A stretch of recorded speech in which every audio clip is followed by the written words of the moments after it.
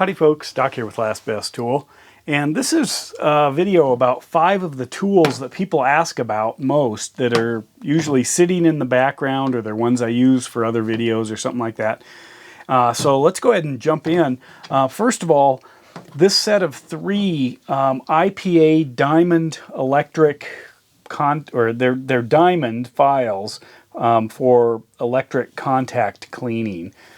Basically, they're a thin, flexible metal plate that's covered with diamonds, ground diamonds. And these are really good for, obviously, cleaning electrical contacts, but I use them mostly for sharpening, honing, taking the rough edges off of things. They come in 3 different sizes. The handles are the same, but the widths are different. And then depending on the thickness has to do with the flexibility. But it does allow you to really get something nice and, way down, nice and sharp or nice and polished, even though you can't fit a traditional sharpening stone or diamond stone in. So I really like them. They're about 33 bucks for the set, so they're not cheap, but they are good. Next is this Gador plier. This is the 8248-160 or 160 millimeter. They call it the combination plier, and it's got a cutter. It's got a kind of the trapezoid bolt grabbing there, as well as some really nicely polished, nicely finished jaws on the end in like a 45-degree angle, and it's just a really good plier. I love it. I use it for a lot of things, which is why it shows up in the videos. The next one, this is a Lyle 68240. They call this the trim hook tool. Trim hook, I guess, is that end. And it's a really well-designed tool, not too expensive. It's not the end-all, be-all for kind of like trim tools, but it does have a lot of different capabilities. Oh, see there, I've used it and I've scraped it up so I can grab my diamond file and polish that off. That's what these are for. Diamonds are non-directional, so there you go. Nice. But anyway, I use this a lot, and I'm often, I often have it out, so that's why people see it. But anyway, it's just a simple, somewhat flexible plastic hook tool for, I use it a lot for stuffing wires, especially dash cams and GPS wires and things like that in dashboards. But you can certainly use it for a lot of other things. Next is this. It's a company called Q-Fun. They actually sell calipers and off Amazon. They sold me, or they gave me this ACE meter I did a video on, and I thought, this is actually pretty cool. There were some things I liked, but I noticed a few features missing compared to some of the other digital calipers I use.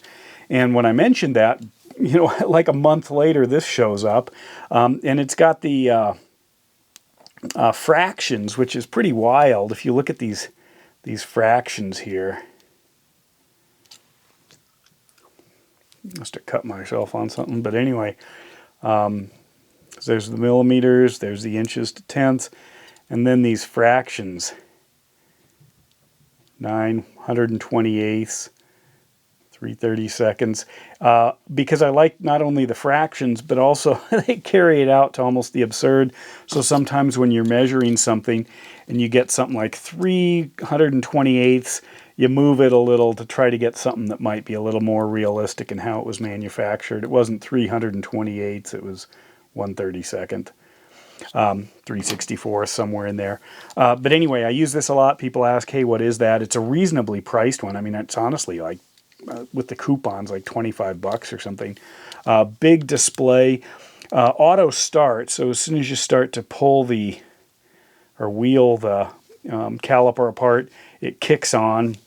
You can easily click through that. If you want to do tear, you can zero it out and then move from that point. But otherwise, it's just a nice, clean design. Zero that. And it's easy to get the battery into it. I have a couple others. You have to pretty much disassemble them. This one, you just pop that tray out, slide it out.